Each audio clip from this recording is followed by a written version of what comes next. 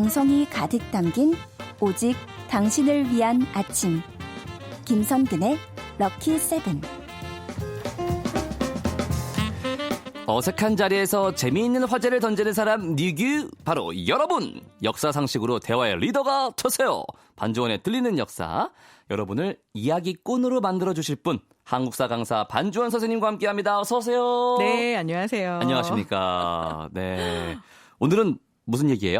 오늘은요, 네. 바로 제가 그 재미있는 화제를 던지는 사람 뉴규 반주원. 예, 이렇게 해서 제가 던져드려야 되잖아요. 예, 던져주세요. 자, 오늘은 마구마구. 7월 17일입니다. 예, 제가 무슨 얘기할지 이미 청취자분들은 아실 겁니다. 7월 17일. 바로 제헌절, 제헌절이죠. 그리고 역사 속에 재미있고 의미 있는 법 이야기 들려드리겠습니다. 네, 오늘은 마치 기다렸다는 듯이 날이 딱 맞아 떨어졌네요. 네, 예. 그렇죠. 항상 그동안 뭐 하루 이틀 뒤에 있는 날을 맞습니다. 얘기해서 아쉬웠는데 네. 오늘은 제헌절날 그렇죠. 법 얘기를 해보도록 하겠습니다. 일단 제헌절이 어떤 날이죠?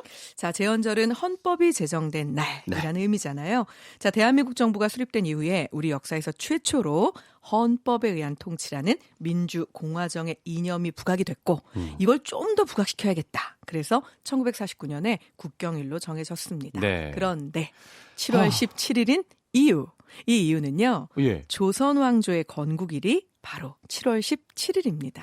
네. 그래서 당시에는 이제 음력이었잖아요. 예. 그걸 그 당시 기준으로 양력으로 환산한 날짜를 그대로 쓰는 겁니다. 네. 참고로 말씀드리자면 이게 이제 그럼 조선 건국을 몇 년으로 봐야 돼? 사람들이 참 말이 많잖아요. 네. 실제로 이제 이성계가 왕위에 오른 것은 1392년이죠. 네. 하지만 이성계가 조선이라는 국호를 사용한 건 1393년입니다.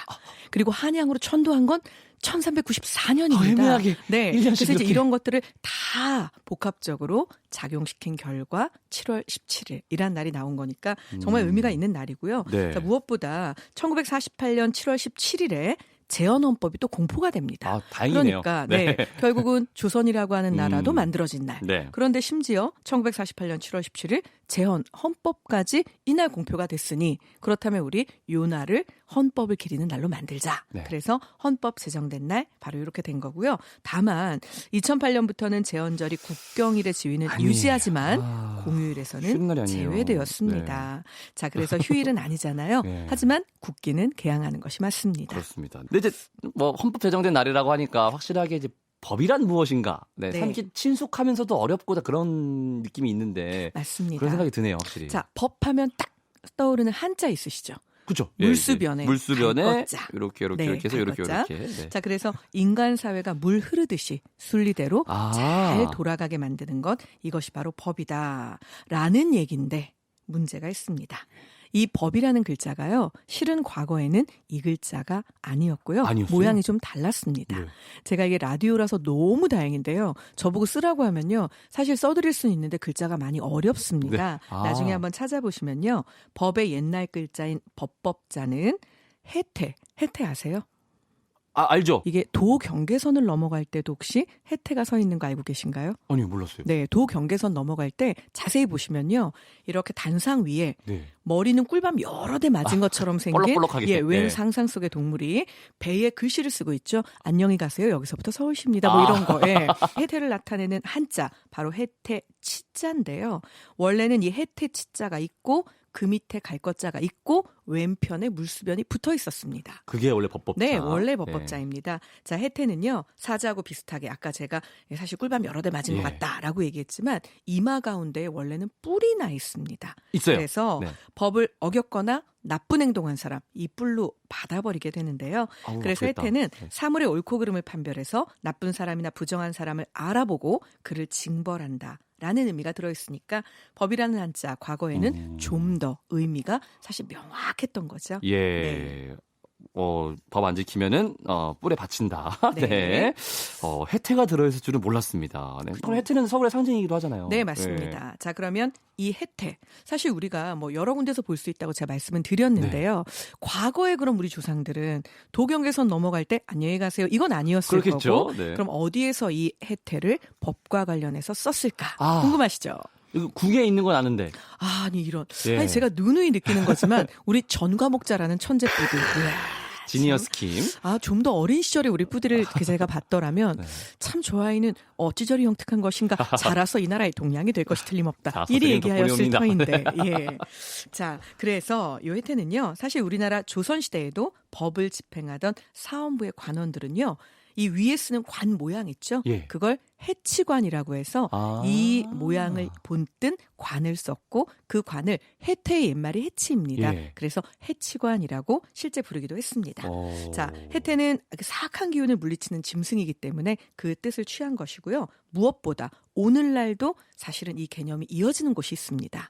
자, 이 혜태는요. 재앙을 물리치기도 한다. 네. 그리고 이제 뭐 나쁜 기운 물리친다 이래서 오늘날 국회의사당 그리고 대검찰청 등에 가면 모두 혜태 석상이 서 있기도 합니다. 네. 그래서 재상이나 과거에 이제 높은 관직에 있었던 우리 조상님들은요, 요 광화문 혜태상처럼 그런 혜태상이 보일 때마다 예. 그 꼬리에다가 손을 얹어서 내가 이런 혜태에게 손을 대도 혜태가 나를 물지도 않고 받지도 않는 그런 정직한 관원이 돼야겠다. 이런 마음을 오. 다졌다고 하니까 자 우리는 뭐 궁에 들어가서 사실 대볼 수는 없고요. 그렇죠. 광화문에 가면 혜태 동상이 있으니까 꼬리에다 살짝 손을 얹어 보시는 것도 의미는 있겠사오나 네. 너무 많이 얹으시면 엉덩이와 꼬리가 닳습니다. 네.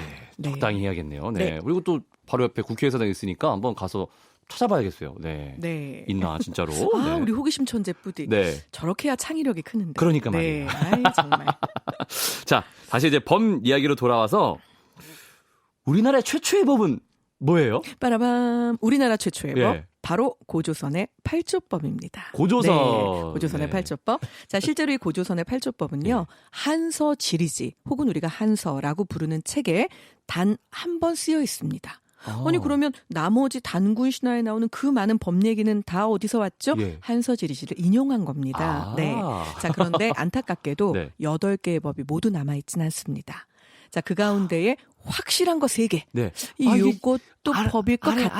아래, 기억이 날랑말랑해요. 요랬던 게 하나. 예. 자, 이래서 총 4가지를 말씀드리는데요. 네네네. 다만 오늘날은 이 4가지가 모두 법이었을 것이다라는 쪽으로 많은 학자들의 의견이 모아집니다. 네. 왜냐하면 훗날 부여라는 나라에 사조목이라는 법이 생기는데요. 예. 이게 고조선의 8조법을 그대로 영향을 받아서 만들었다라고 아예 쓰여 있거든요. 네. 그런데 그 부여 사조목에 지금부터 말씀드리는 4가지 네. 고조선 8조법이 그대로 들어 있습니다. 아, 그러면은 네. 뭐, 네. 아마도 그럼 4개가 다 그럴 확률이 높겠죠. 네네. 자, 첫 번째는 다른 사람 죽이면 너도 죽어야 한다. 맞아요. 살인자는 사형을 시킵니다. 아. 네. 자, 두 번째, 남한테 상해를 입혔니? 곡식으로 갚아라. 그런데 네. 더 정확한 것은 너도 상해 입어라.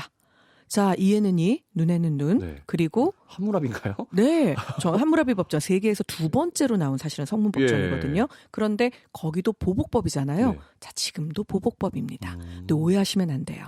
아니 이 당시 사람들은 왜 이렇게 잔인해? 그래서 뭐 그럼 저 사람이 내 눈에 상처를 내면 나도 제 어이, 눈에 상처를 무서워라. 내나? 실제로 그렇게 합니다. 그래요? 네. 네. 그런데 이유는 의외로 단순합니다.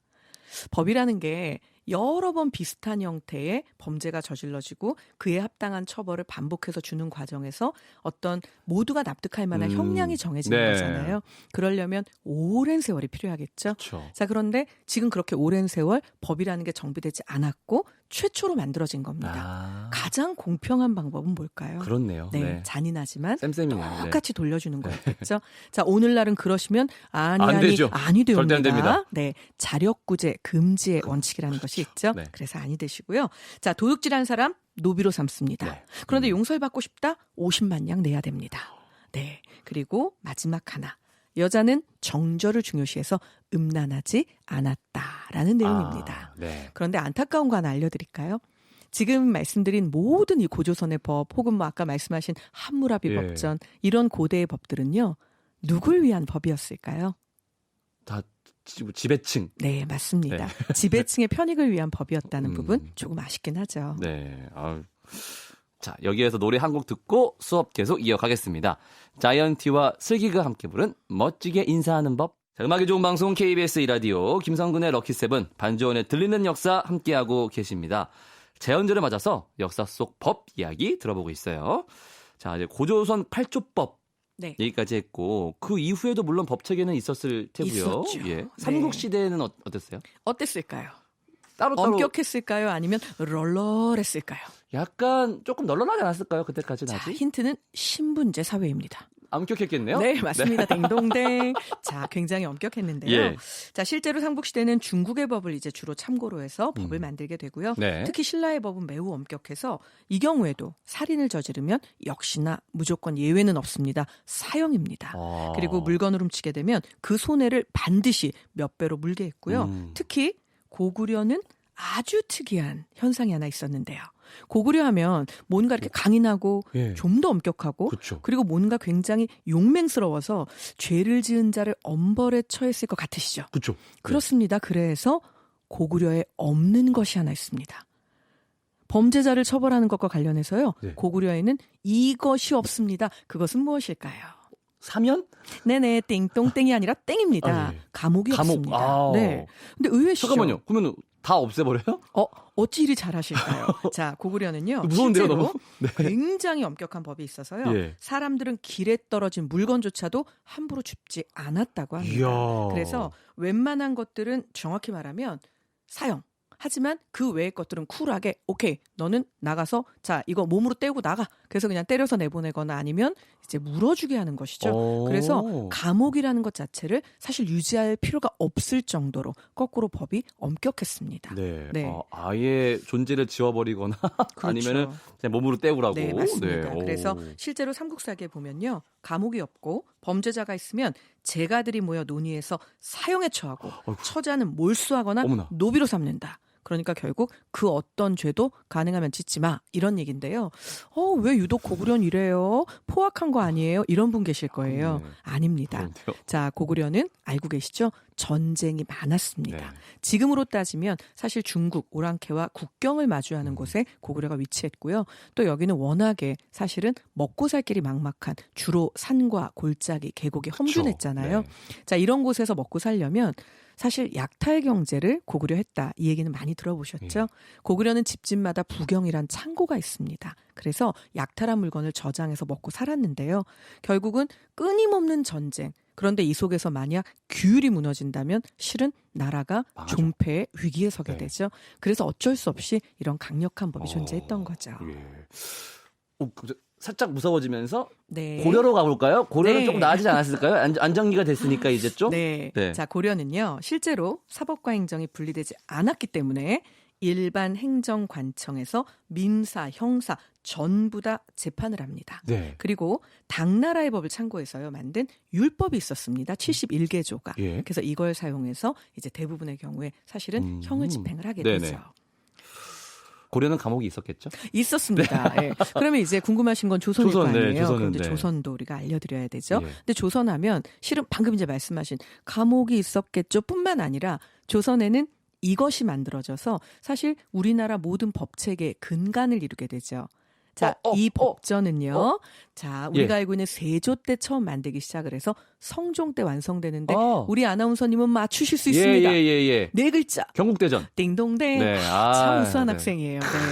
바로 이 경국대전. 기가 그래서 이 경국대전 같은 경우는요. 실제 존재는 합니다. 그런데도 우리나라는 형벌을 주는 형법에 있어서는 명나라의 율법, 대명률을 기본으로 하게 됩니다. 좀 의아하시죠? 왜요? 아니 경국대전 있는데? 열심히 만들어놓고 네. 왜 그러나. 근데 사실은 그렇게 입을 삐죽 내밀 일이 아니고요. 아, 그래요? 실제로는 약간 기뻐해야 되는 일입니다. 왜요? 자, 경국대전이 만들어졌죠. 예, 만들어졌잖아요. 그런데 이제 사람들이 시대가 발달할수록 행하는 범죄가 좀 다채로워지는 거예요. 지능 범죄들이 네. 그런데 나오죠. 문제는 이 다채로운 범죄가 조선에서는 그동안 그리 많지 않았던 거죠. 순수하고 착하고 범죄라고 해도 사실 종류가 좀 단순했는데 이제 문제는 이것들이 발전하면 발전할수록 범죄가 새롭게 일어나니 벌은 줘야겠고 근데 우리나라에 사례가 없고 그런데 드넓은 대륙 수많은 사람 어마어마한 범죄들이 이미 훑고 지나가서 사례가 엄청나게 남아있는 나라가 있었던 거죠. 빠라밤 명나라. 명나라군요. 그래서 대명률을 따라한 이유는요. 워낙 많은 범죄 사례가 모여 있어서 대명률에는 없는 범죄가 없었다고 합니다. 그래서 우리가 살짝 힌트를 얻게 됐던 거죠. 명나라에서 판례집을 갖고 와서 이제 맞습니다. 저희가 사용했던 거군요. 네. 근데 이제 법이 이렇게 정말 고조선 때부터 계속 있었으니까 네. 역사 속에서 보면은 되게 의미가 있거나 뭐 재미있는 법들도 있을 것 같아요. 어마어마하죠. 예. 자, 김영란법.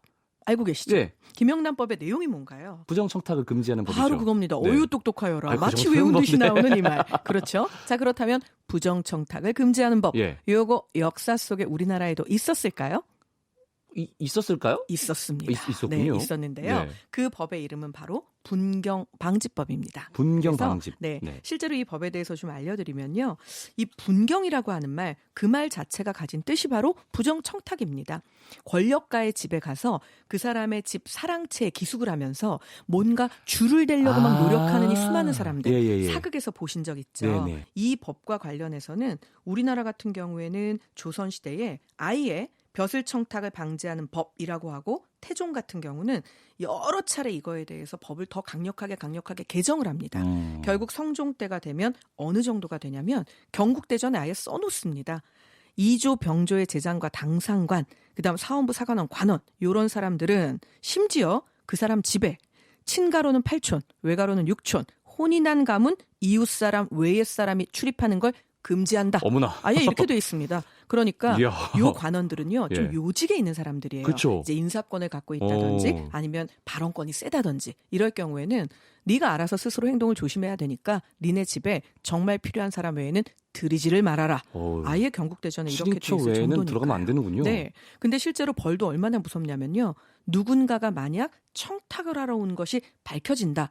자, 그러면 분경을 하러 온 사람인 예. 거죠. 그 사람이 발견이 되면 곤장이 100대입니다. 한 사람이. 네. 자, 100대 맞으면요. 엉덩이 뼈가 다 드러나고요. 죽지 않나요, 사실은 거의? 네, 그 대부분은 사망에 이르게 예. 되죠. 그런데 100대 때린 후에 자기 집에서 300리 밖으로 유배를 보냅니다. 어머나. 네. 그래서 결국은 청탁을 받은 사람보다 한 사람에게 더 큰 벌을 내려서 양쪽 모두를 경각심을 갖게 만들었죠. 네.